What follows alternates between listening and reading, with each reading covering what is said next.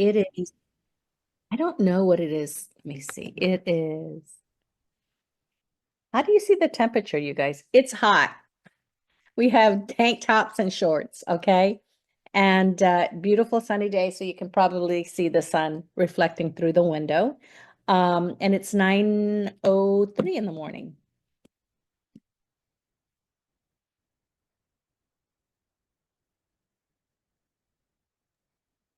I was going to quickly test this up. Is that better? Can you hear me Yes, now? Okay. yes, yes, way better. So who's next, Louisa? I'm seeing in the chat we have people from Kuwait, from Egypt, from Greece, Taiwan, where it's quite late at night already, Wow. Romania, England. So quite a nice variety. So nice that you could all make time on your Saturday and at the different times. I think we could get started. So today we have a very special guest speaker session from our Academy Director, Dr. B, who you might have already seen in our orientation meeting. So I think you can just go ahead and take away. I don't know if you want to share slides Yes, or yes, yes. yes, yes. Well, so first of all, people probably are like, oh, who's this lady? So I am Dr. Leilani Boumanis. I'm a professor of international business management. I'm also the academic program coordinator for the international management program at Lynn University, which is in Boca Raton, Florida. It's just north of Miami. I have been teaching for over 25 years, and I've actually been a part of X Culture for, I'm going to say 12 years. No, longer, 13 years. And I have been managing Academy. Initially, I started managing it full on in 2017, but then progressively, as our coaches uh, trained up and were able to take on much bigger roles, I started taking a back seat about 2 years ago. Actually, probably like 3 years ago when I became an academic program coordinator at my school because it was too much. Um, but yeah, I am very excited to be here. Let me share my screen with you.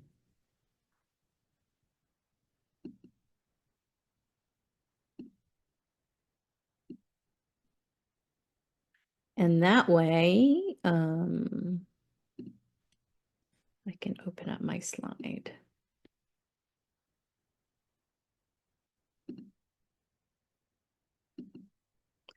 Okay, let me do it another. Oh, there it is. Okay.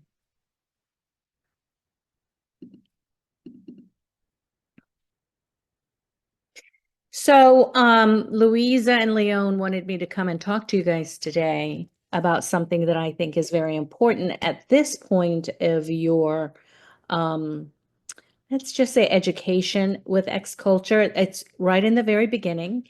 It's right before you're going to be meeting your team. And I'm not going to go through this whole slide because it will take longer than this whole slide deck because it will take longer than the 30 minutes allotted.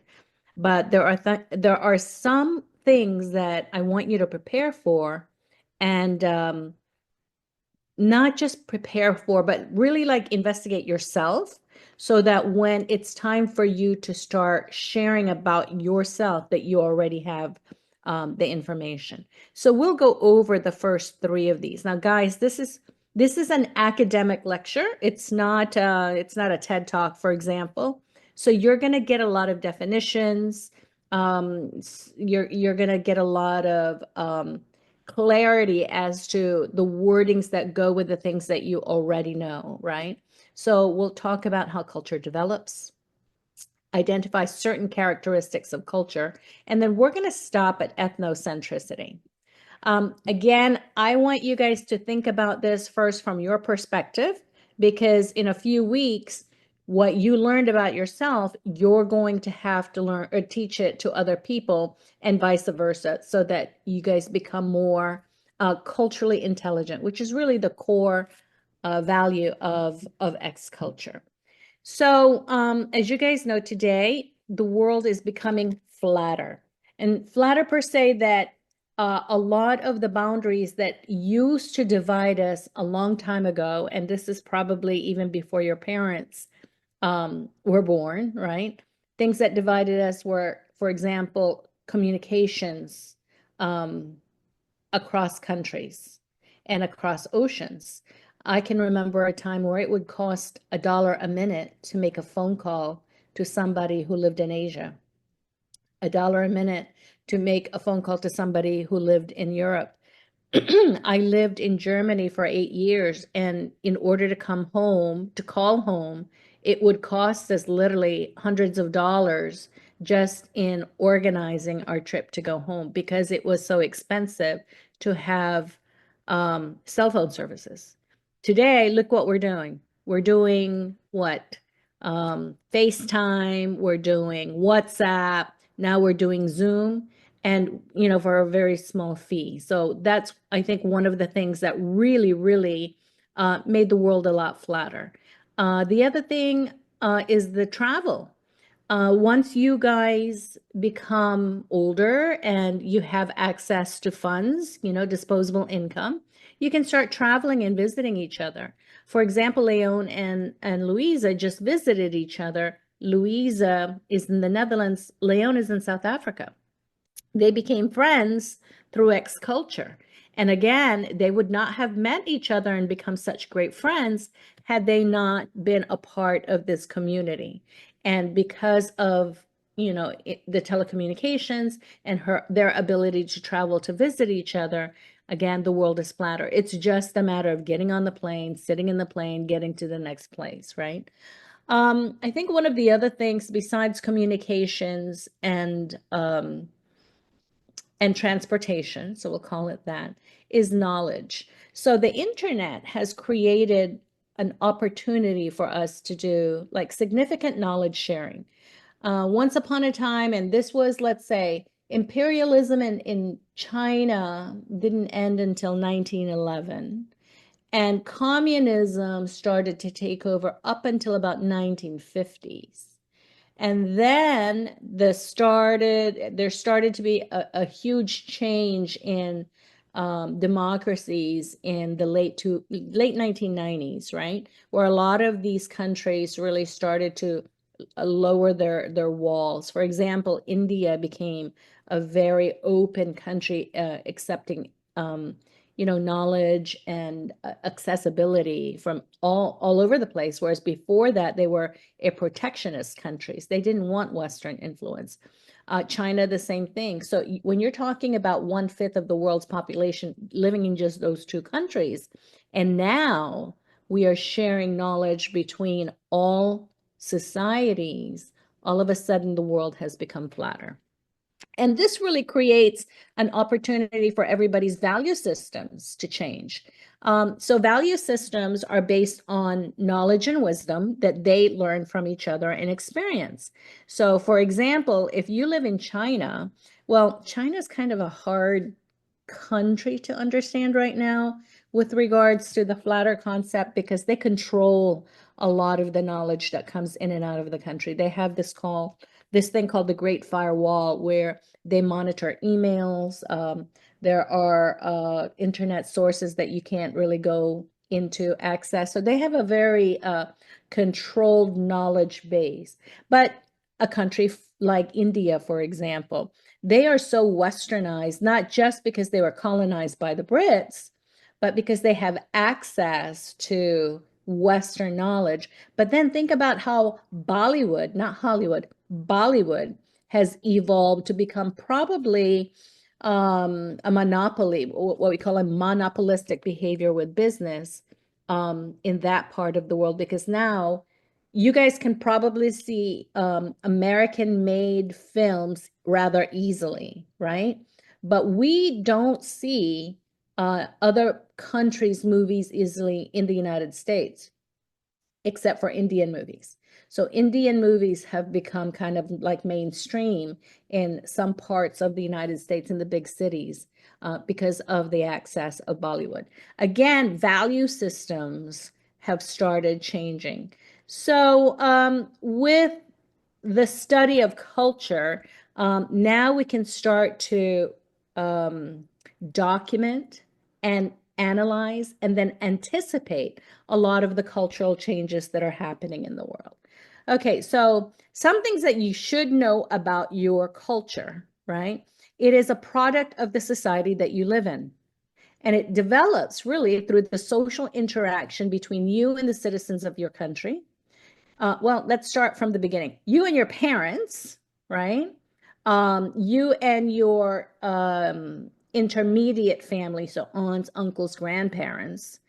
And then, of course, the communities that you live in, and that's the social interaction part. Culture is shared. There are traditions and values and ideologies and protocols and religious practices that we all participate in. For example, in the United States, Christmas is, the United States is a very Christian-based country. And Christmas is such a significant, important part of our tradition. Commercially, remember that the United States is a capitalistic society, which means we consume a lot. Commercially, it changed the way we celebrate Christmas. Like, for example, shopping starts happening in November for that one big day celebration that we call Christmas, right? And then the other part, I think, is that Christmas has pivoted because the different countries that immigrated into the United States celebrate Christmas in different ways. So, for example, in South Florida, in Miami, where I'm from, we have a lot of people from Latin America. They celebrate Christmas on the 24th.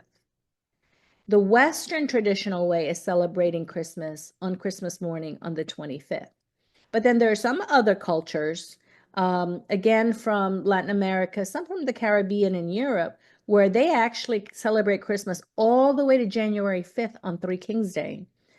So again, culture is shared, and culture is a tradition held by a person distributed through the family system.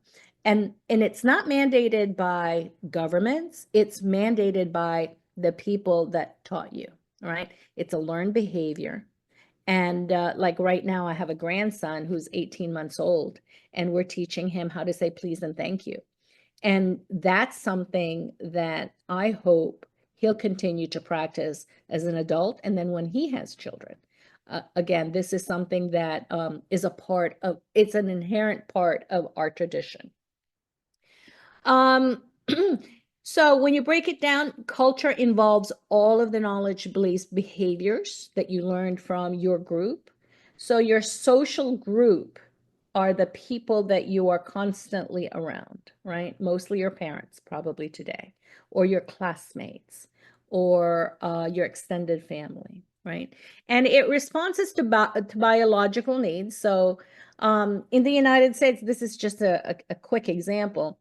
When a child under the age of, let's say, 7, right, needs to go to the bathroom, and they go to school here from 5 to 7, okay? So if they need to go to the bathroom while they were in the classroom, the teachers have to make sure that they're safe, right? So the classrooms actually have built-in bathrooms in the United States. So imagine that your child is second grade and they basically just raise their hand and they use the restroom. Again, it's in the classroom, right? There's another room in the classroom. In Japan, that's not how they practice it. In Japan, everybody's basically taught that there are 2 times a day, once in the morning and once in the afternoon, where everybody goes to the bathroom. Like it or not, that's when everybody goes to the bathroom, and they march all together as a class to the bathroom, go to the bathroom and come back. And you are not permitted as a little kid to go up roaming by yourself, right? I'm sure that there are some exceptions, but that was actually the way that I grew up in the Philippines. Again, very collectivist. You do it at the same time, again, biological needs, right? But you do it at the same time as everybody else. And then we do that as well. I'm teaching you guys going to the bathroom. The other extreme to that is eating, right? In the United States, as people have grown up and become individualistic, right? People don't sit down and have dinner anymore. Whereas in collectivist cultures, it is expected for you to sit down and have dinner intergenerationally, right? Grandparents, parents, and yourself, and then share knowledge with each other. Okay, so in most cultures, there are 5 unique things that you can observe. So economic systems, like how people earn money. The United States has an almost requirement to having a dual income household, meaning that both mother and father have to work in order to make the necessities, the economic necessities of a family. And that creates a whole different types of system. Children have to go to daycare systems because, again, because we're not collectivists, we don't have grandmas and aunties living with us at home. So kids, my grandson, for example, started going to daycare. I know you guys are going to be mortified because I was mortified too. At the age of 3 months old, he started going to daycare. And that is not a normal thing in my collectivist culture in the Philippines. But in many societies, that's a part of their economic system because they don't have, the multi-intergenerational support system that many collectivist countries have. Marriage and family systems are also different. So, for example, in India, match marriages are still the norm, right? That you have to be matched. Your parents, well, actually, your aunties find you a potential husband or wife, right? Then your parents negotiate that with the other parent. And then the 2 potential partners get to meet each other and marry. Whereas in the United States, it's a love marriage. People don't really match in this country. When people say, oh, we're going on a match marriage, people are mortified about that because a love marriage is the sacred thing that most kids start going after as early as like the age of 13, 14, as soon as they become, mature, I guess. Also an educational system. So for example, in Germany, they have, it's a very big trade economy. So they have 2 different ways where you can get educated. So you can go to trade school and become an engineer and be affiliated with companies like, Mercedes-Benz and Audi. I was teaching at a school called the Duale Hochschule in Baden-Württemberg in Karlsruhe in Germany.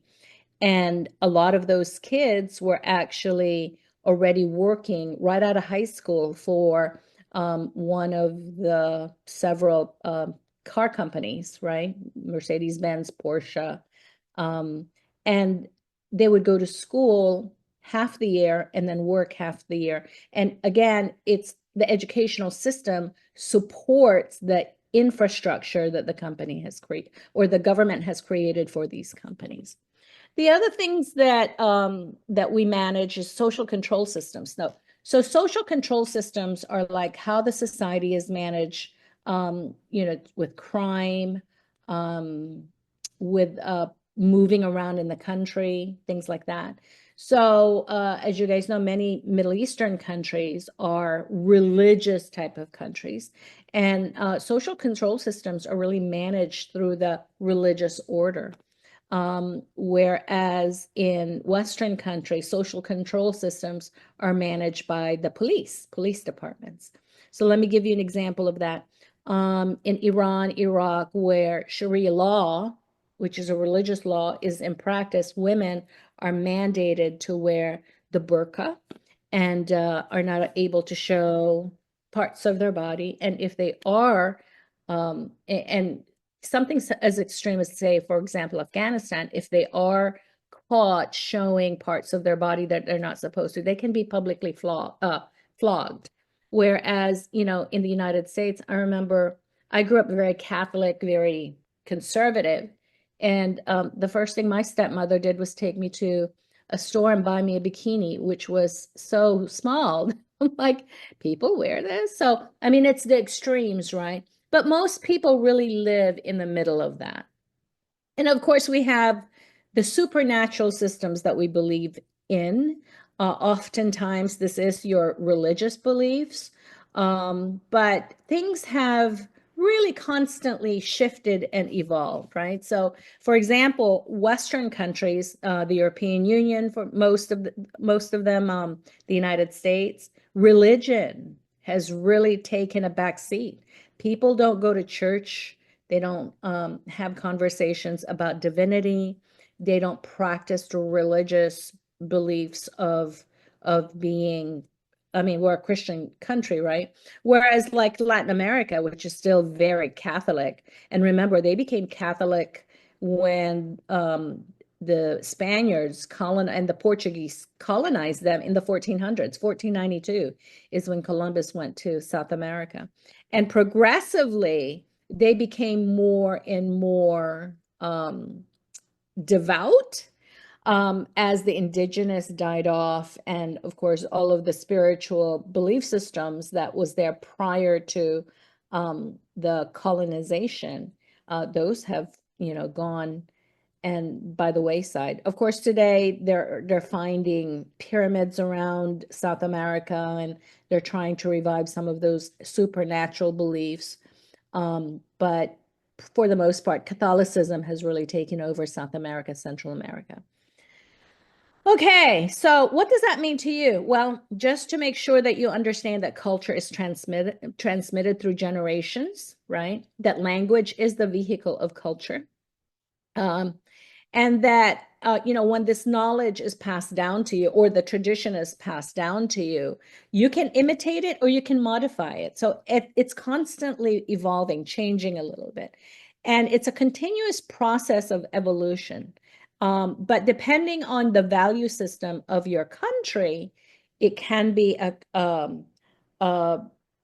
supportive type of change, or it could be a drastic type of change, right? So, for example, as Latin American people have come up to the United States to live here, they become less and less collectivist and more individualistic.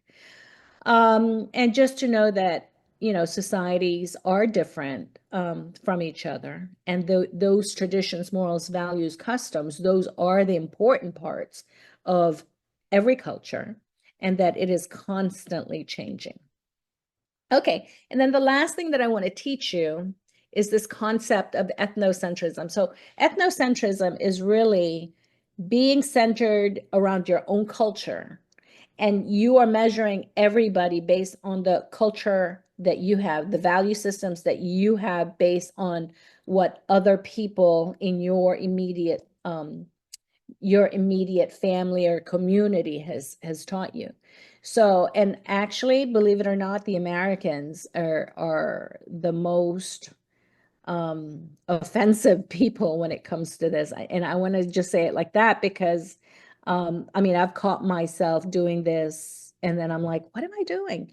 Of going to other countries. So, for example, I was just in Southeast Asia. We took X Culture to Thailand in July, and afterwards, professors who were at the program continued to travel, and we went to Laos, to the World Heritage Site, Siem Reap, and then we went to Cambodia to the World Heritage Site, Angkor Wat. And I remember when we got to Angkor Wat, and the hotel's name was the People's Community Hotel. And when I had signed up for it, I'm like, okay, well, whatever, because I was so busy trying to plan the program that I didn't even think about it.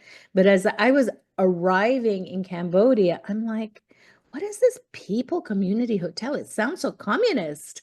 And then one of my colleagues said to me, well, Cambodia is a communist country, and they are modernized using, communistic value system. And I'm like, well, what am I doing in this country? Again, I'm judging them based on what I know. And, when I got there, I met the nicest people. It was fine. The last story that I'll tell you is this, that so Cambodia went through genocide uh, and not too long ago, I'm talking like the 60s, the 70s, where they killed many, many, many people. So most of the people that are alive today were born right around the time that genocide was ending. So the man that managed the hotel, he says, "Yeah, I'm the leader. I'm the manager. I'm the leader of the hotel per se, but only because I'm the oldest." And I looked at the guy and I'm like, "I am sure I am older than you." And then he says, "I'm the oldest because," and he was 48 years old. And he said that he was the oldest employee of that hotel. And I'm like, how can you be the oldest? Do you guys not hire older people?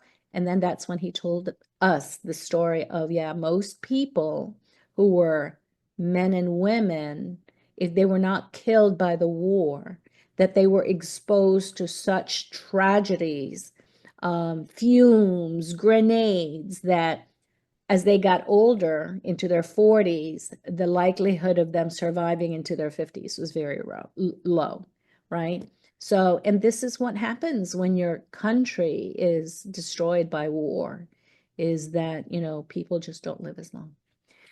So that completes my lecture. Again, let me see if I can get it. No, it won't go back.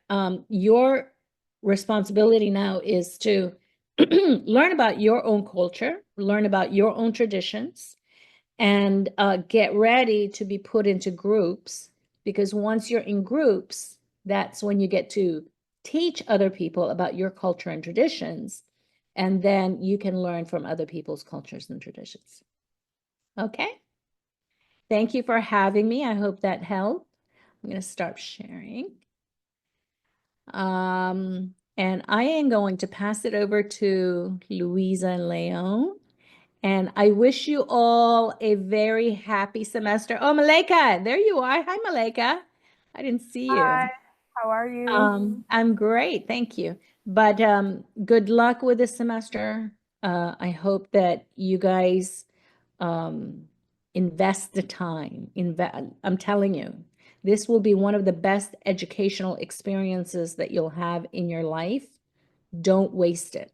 Invest the time. Okay? Louisa, you need me for anything else? No, we'll just now move into a short presentation and then a QA. Thank you so much for You're joining, welcome. Dr. B. You're welcome. Good luck, Thank you, everybody. Dr. B.